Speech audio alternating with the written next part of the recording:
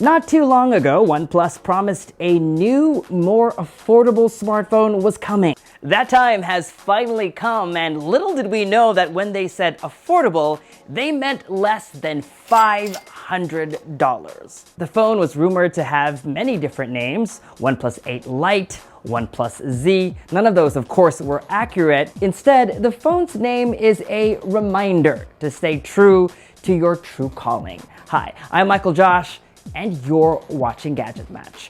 This is the new OnePlus Nord, and this is our unboxing and hands-on.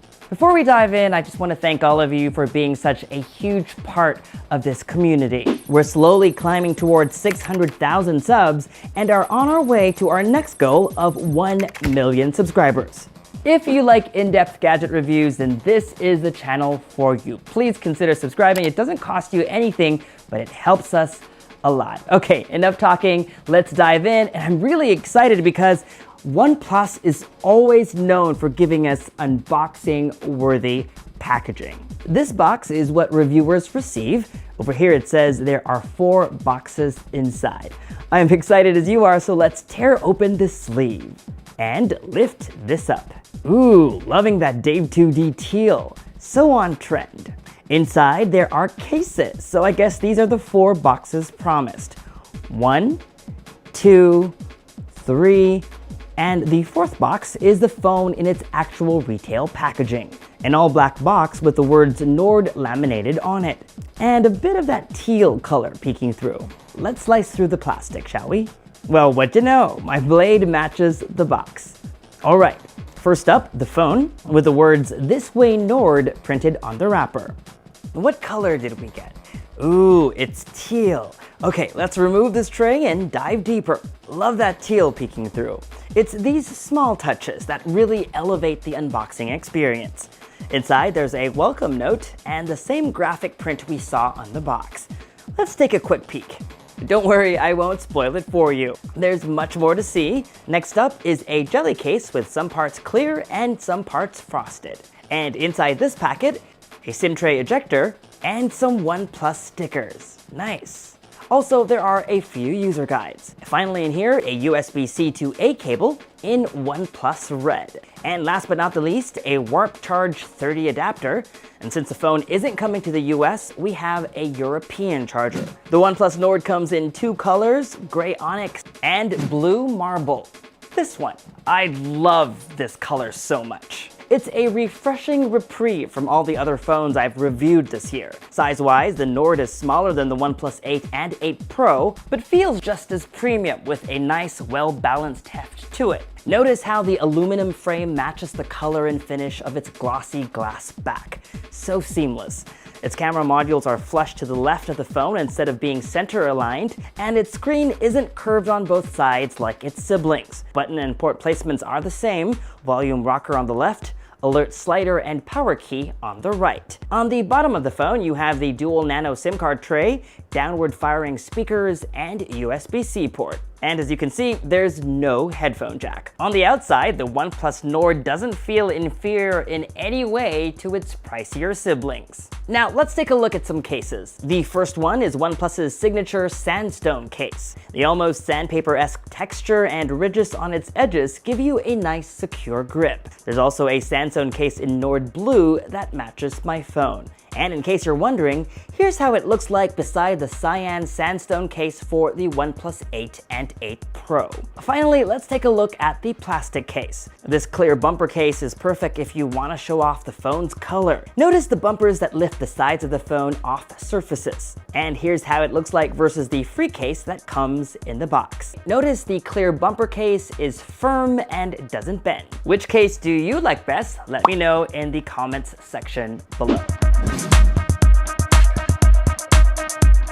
Was it Shakespeare who asked, "What's in a name?" Well, when it comes to this phone, it's a whole lot. In many European countries like Germany, France, Norway, and Sweden, Nord means north, and OnePlus says it reflects the company's desire to follow their true north. As a OnePlus fan, that's amazing news. Especially over the last few years, I've almost felt betrayed by what was like them abandoning their promise to create affordable flagships.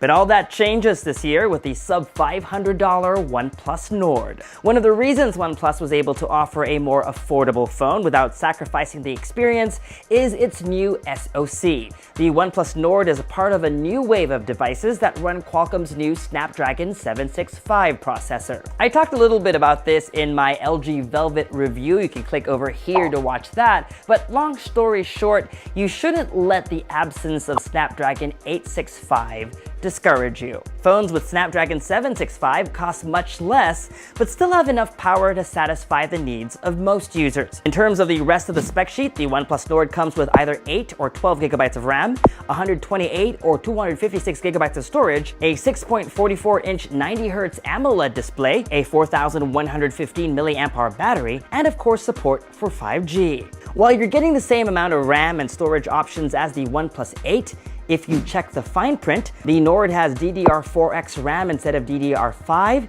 UFS 2.1 storage instead of UFS 3.0, and USB 2.0 versus USB 3.1. Now, while these little differences contribute to a phone feeling snappier, they shouldn't matter to most users. The only reason why I'm pointing it out is so that you can better understand how OnePlus was able to bring down the cost of the phone. Similar to the non-Pro OnePlus 8, the OnePlus Nord doesn't have an official IP rating. The company has said in the past that certification costs money. And with past devices that didn't have an IP rating, the phone should still be able to weather a few spills or being caught in the rain. Also, like the non-Pro OnePlus 8, it doesn't support wireless charging.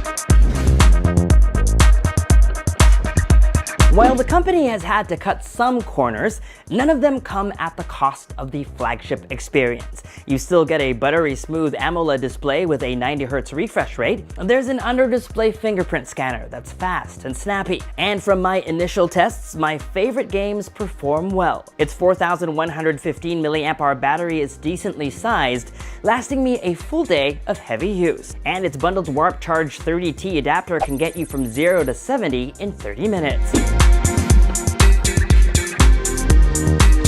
Of course, the area where you don't want to feel any compromises were made is camera performance. So OnePlus made sure the Nord shares the same camera sensor as the OnePlus 8, a 48 megapixel Sony IMX586 sensor with optical image stabilization. It's also got an ultra wide angle camera with less megapixels but a wider field of view. There's also a dedicated 2 megapixel macro camera and a 5 megapixel depth sensor for a total of 4 rear cameras. We'll leave the commentary and comparisons for our full review coming on July 27th. Interestingly enough, there's one area where the OnePlus Nord has it better than the OnePlus 8 and the 8 Pro. In fact, the OnePlus Nord has 2 front cameras and an 8 megapixel ultra wide angle selfie camera with a 105-degree field of view, which is wider than most smartphones in the market today. The OnePlus Nord was launched today via a history-making augmented reality keynote event. It was pretty exciting, actually.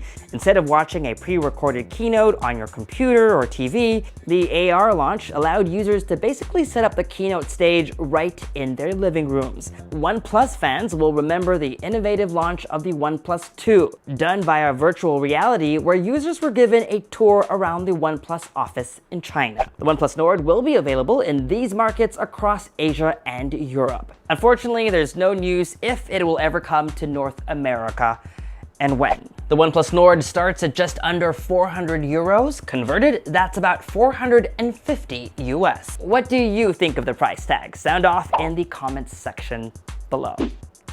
So, is the OnePlus Nord your gadget match? I hate to keep you waiting, but you'll have to wait for our full review coming on July 27th. Mark your calendars, 4 a.m.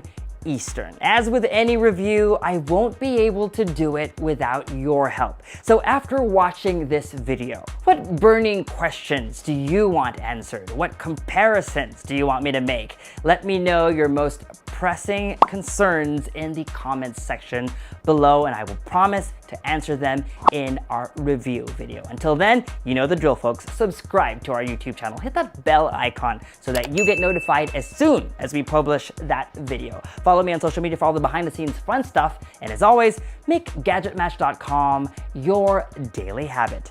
Until the next video, I'm Michael Josh. Thanks for dropping by.